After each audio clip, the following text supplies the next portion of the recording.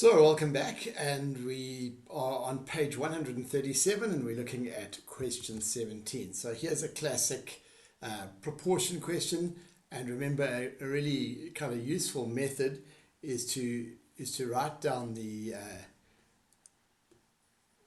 liters, okay, and the rands. So we've got liters 35, we've got rands 329. Now we want to know what 24 liters is going to cost. It's not obvious what we should do to 35 to get 24, but it's very obvious what we should do to 35 to get to 1. We're going to divide both sides by 35. So this is going to be 329 divided by 35. All right? And then to get from 1 to 24, we're going to multiply by 24. So 329 over 35 times by 24. Okay, and let's see what that comes to.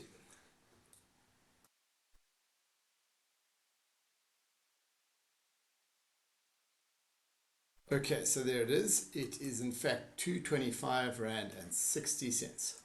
225.60. 225.60. Okay, then the next one says, how much diesel can I buy for 1,000 Rand? Okay, so let's take the 329 and divide by 1,000. That will see what we can buy, divide by 329, right? If we divide 329 by 329, we get 1. So for 1 Rand, and we must divide these liters by 329. This is how many liters we can get for 1 Rand. How do we get from 1 to 1,000? Yeah, we're going to multiply by 1,000. Right, so our final answer here is going to be 335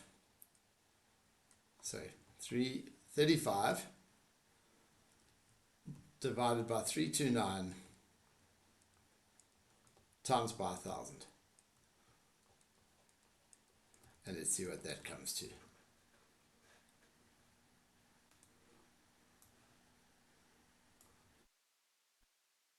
$35 divided by 329 times 1,000. And we get that, and that rounds off to, it says to the nearest liter, so 106 liters.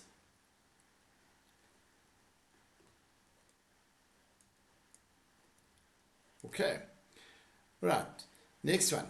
So this is also a kind of, this is an inverse proportion one, because we've now got cows and grazing, right? And obviously the more cows we're going to have, the fewer days we're going to be able to graze them, right?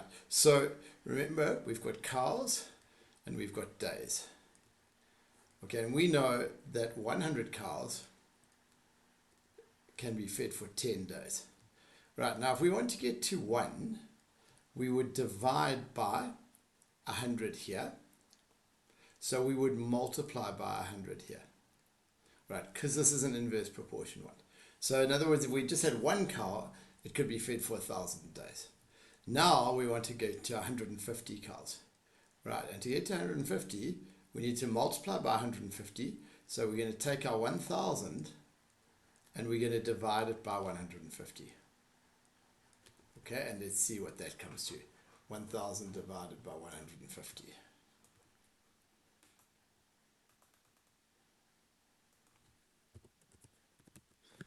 And we get 6 2/3 days, right? So 6,7 days.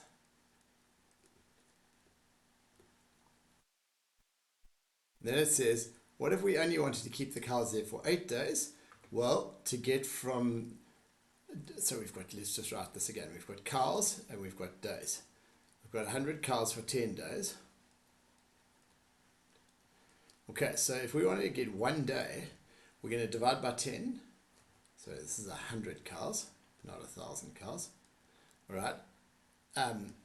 We're going to divide by 10 on this side, but because it's inverse, we're going to multiply by 10 on this side. So actually, if we had 1,000 cows, we could only have them there for 1 day. Now we want 8 days, right? To get from 1 to 8, we're going to multiply by 8, if we multiply by 8 on this side, we must divide by 8 on this side. So it's going to be 1000 over 8. And let's see what that comes to.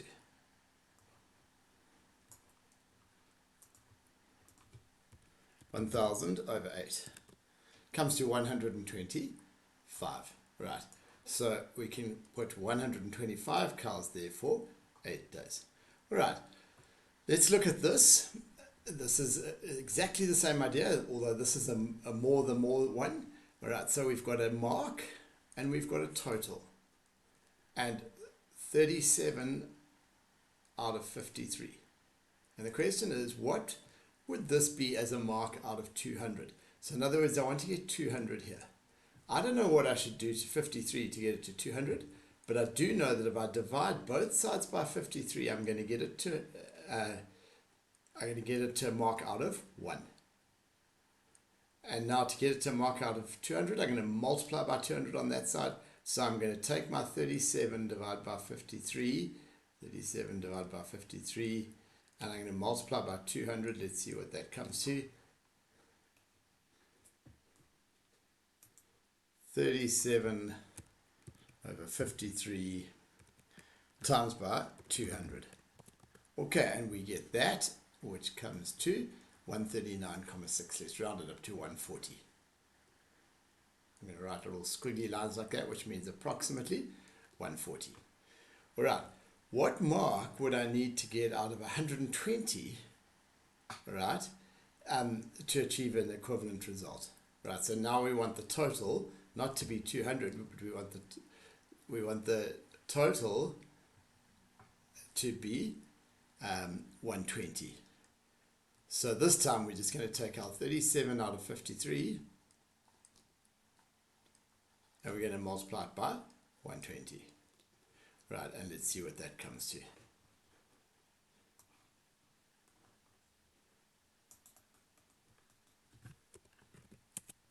And there it is. And it's 83.8. Let's round that one to 84. Okay, so 84 out of 120, 140 out of 200, or 37 out of 53, they're all the same. Right, the difference between direct and indirect. Okay, so direct, as the one quantity, using QTY for quantity, grows, so does the other. Right, indirect,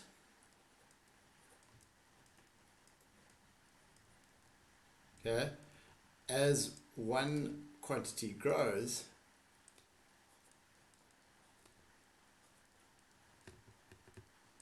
the other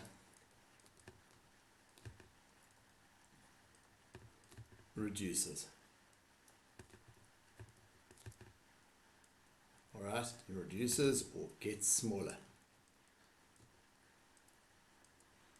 Okay, so for example, the cows and the days, the more cows, the fewer days. All right, direct, okay, diesel and rands, the more diesel, the more rands. Okay, right, let's have a look at this one. The ratio of impala to zebra in a game reserve is 9:4. So in other words, every time we have 9 impala, we have 4 zebra. So if we just did that once, we put 9:4, that gives us the right ratio. But how many animals have we used? We've only used 13 animals. All right, and in fact we've got, if we take 3900 divided by 13,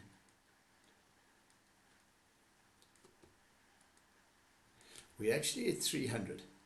And what that means is that we can do this sharing 300 times. In other words, we can multiply both sides by 300. That will keep the ratio the same. So in other words, it's going to be 2700, and this is going to be 1200. And if we add those two together, we get the 3900. But that ratio is exactly the same as 9:4. Right, very similar idea with number 22. share 4,800 and the ratio of 5 is to 7. So if we went 5 Rand and 7 Rand, that's in the correct ratio, but we've only used 12 Rand. So now we need to see how many more times we could do that. So we're going to take our 4,800 and we're going to divide it by 12. And we actually get 400. That means that we can do this 400 times. So in other words, we can multiply both sides by 400. 5 times 400 is 2,000. And 7 times 400 is 2,800. And so that's how those are shared in the ratio 5 as to 7. Okay. All right. And that brings us to the end of term 1. Right. We hope you've enjoyed it. And we look forward to seeing you after the holiday. And we will continue then. Have a great holiday.